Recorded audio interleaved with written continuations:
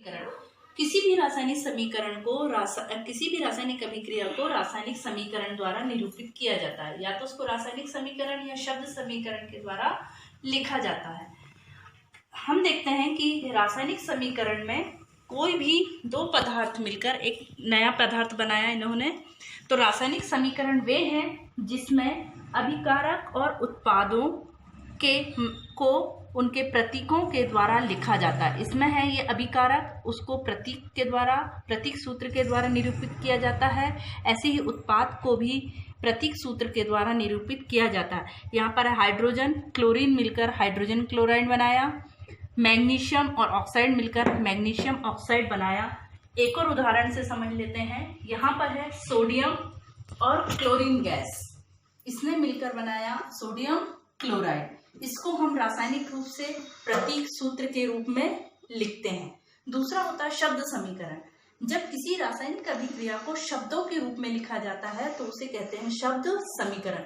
जैसे सोडियम के लिए लिख दिया सोडियम शब्द के रूप में, क्लोरीन के लिए शब्द लिख दिया क्लोरीन, उससे बना है सोडियम क्लोराइड, उसको शब्द के रूप में लिख दिया। इसे कहा जाता है शब्द समीकरण।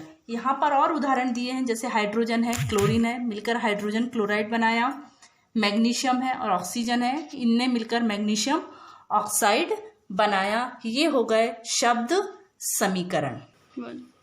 एक क्रियाकलाप है, मैग्नीशियम रिबन को वायु में जलाने पर मैग्नीशियम ऑक्साइड बनता है। तो चलिए इसको हम समझते हैं कि मैग्नीशियम के लिए हम लिखेंगे Mg। ये रिबन है, मैग्नीशियम का रिबन, एक पट्टी है मैग्नीशियम की। जब उसको वायु में जलाते हैं यानी ऑक्सीजन, O2 लिखा हमने यहाँ, जलाने पर मैग्नीशियम ऑक्साइड बनता है। ये अभिक्रिया के द्वारा बता दिया कि क्या बना, मैग्नीशियम ऑक्साइड बना। यह जो अभिक्रिया है यह अभी अनबैलेंस है। इस प्रकार की क्योंकि यहाँ पर मैग्नीशियम का एक मॉलिक्यूलर है, ऑक्सीजन का यहाँ पर दो मॉलिक्यूलर है, लेकिन यहाँ पर बनते हैं मैग्नीशियम का एक और ऑक्सीजन का भी एक। यदि हम इसमें मैग्नीशियम के आगे यहाँ पर 2 लिख दें तो यहाँ पर भी हमको क्या लिखना पड़ेगा, 2। तो इसमें यहाँ पर मैग्नीशियम का हो जाएगा 2 मॉलिक्यूलर, ऑक्सीजन के हो जाएंगे 2 मॉलिक्यूलर। इस प्रकार से यह अभिक्रिया बैलेंस हो जाएगी। आगे हम पढ़ते हैं रासायनिक अभिक्रिया को संतुलित करना। मैं आपको यह एक एक्टिविटी के द्वारा बताती हूँ। तो हम एक क्रियाकलाप के द्वारा इन अभिक्रियाओं को संतुलित करना सीखते हैं। यहाँ पर है Mg और O2, इन दोनों ने आपस में अभिक्रिया की तो ये इन्होंने बनाया Mg और O। यहाँ पर भी 2 है। यदि हम यहाँ पर, मैंने मैग्नीशियम के लिए यहाँ पर ब्लॉक्स लिए हैं ग्रीन कलर के समझाने के लिए। यहाँ मैग्नीशियम 1 है तो मैं यहाँ पर 1 ब्लॉक रख दूंगी। ऑक्सीजन के लिए मैंने ब्लू कलर के ब्लॉक्स लिए हैं तो मैं यहाँ पर ऑक्सीजन 2 है तो यहाँ पर 2 ब्लॉक्स रखूंगी। यहाँ पर मैग्नीशियम के 2 मॉलिक्यूलर हैं तो मैं यहाँ पर 2 ब्लॉक रखूंगी। यहाँ पर ऑक्सीजन के भी 2 मॉलिक्यूलर हैं तो मैं यहाँ पर ऑक्सीजन के 2 रखूंगी। अब आप देखेंगे कि यहाँ पर मैग्नीशियम तो बैलेंस हो चुका है, मैग्नीशियम अनबैलेंस है, ऑक्सीजन बैलेंस है। यहाँ पर ऑक्सीजन के 2 मॉलिक्यूलर थे, यहाँ पर भी 2 मॉलिक्यूलर हैं, लेकिन यहाँ पर मैग्नीशियम का 1 है और यहाँ पर 2 हैं। यदि हम इस ब्लॉक को उठाकर यहाँ पर रख दें तो दोनों ही बैलेंस हो जाएंगे। इसके लिए हमको यहाँ पर 2 लिखना होगा। हम यहाँ पर इस तरह से हमने 2 को लिख दिया और यह अभिक्रिया संतुलित हो गई। मैं आपके लिए एक और क्रियाकलाप दे रही हूँ, इसको आप ध्यानपूर्वक देखिएगा और उसको समझने का प्रयास कीजिए। यह आपके लिए कार्य है। इस अभिक्रिया को मैंने जिस तरह से संतुलित किया था वैसे ही आपको संतुलित करना है। यहाँ पर मीथेन गैस है, उसकी ऑक्सीजन से क्रिया होती है तो कार्बन डाइऑक्साइड और जल बनता है। आप यहाँ पर संतुलित करके एक वीडियो बनाकर भेजना। अब हम ब्लैक बोर्ड पर भी रासायनिक अभिक्रिया को संतुलित करना सीखते हैं। यहाँ पर आयरन लिया है।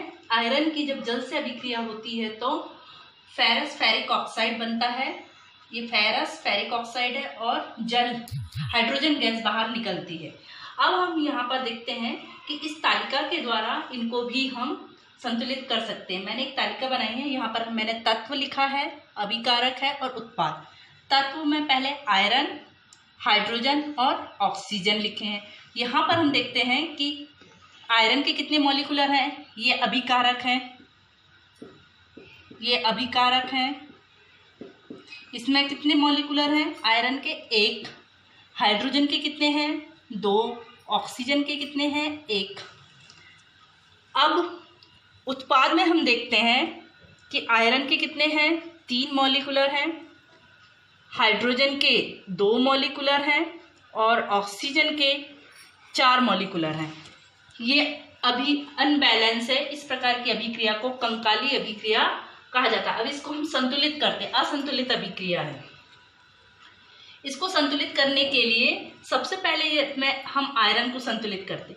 यदि हम अभिकारक में यहाँ 3 लिख दें तो यह संतुलित हो जाएगी, क्योंकि उत्पाद में भी आयरन के 3 मॉलिक्यूलर हैं। तो मैंने यहाँ पर 3 लिख दिया। अब हम हाइड्रोजन को संतुलित करते हैं। हाइड्रोजन के यहाँ 2 मॉलिक्यूलर हैं, यहाँ भी 2 मॉलिक्यूलर हैं। अभी तो संतुलित लग रहा है। अब ऑक्सीजन को देखते हैं। ऑक्सीजन के यहाँ पर 4 मॉलिक्यूलर, 1 मॉलिक्यूलर है और यहाँ पर 4। यहाँ पर अभिकारक में 1 मॉलिक्यूलर है। यदि हम यहाँ पर 4 लिख दें तो ये भी संतुलित हो जाएगा। अब हमने यहाँ अभिकारक में ऑक्सीजन में 4 लिखे हैं, तो हम 4 यहाँ नहीं लिख सकते, हमको यहाँ लिखना पड़ेगा जल के साथ पूरे। तो यहाँ पर ऑक्सीजन के 4 मॉलिक्यूलर हो गए, ये संतुलित हो गया। अब लेकिन हाइड्रोजन के जो मॉलिक्यूलर हैं अभिकारक में पहले 2 थे, 4 लगाने से अब 8 हो गए हैं। 4 × 2 कितना हो जाएगा 8। और जब यहाँ पर 8 है और यहाँ पर तो 2 ही है, तो यहाँ पर भी हमको 8 करना पड़ेगा। 8 करने के लिए हमको यहाँ पर 4 का × करना पड़ेगा। जब हम यहाँ पर 4 लिखेंगे तो यह अभिक्रिया संतुलित अभिक्रिया कहलाएगी। इस प्रकार से एक एक मॉलिक्यूलर को हम संतुलित कर सकते हैं। धन्यवाद।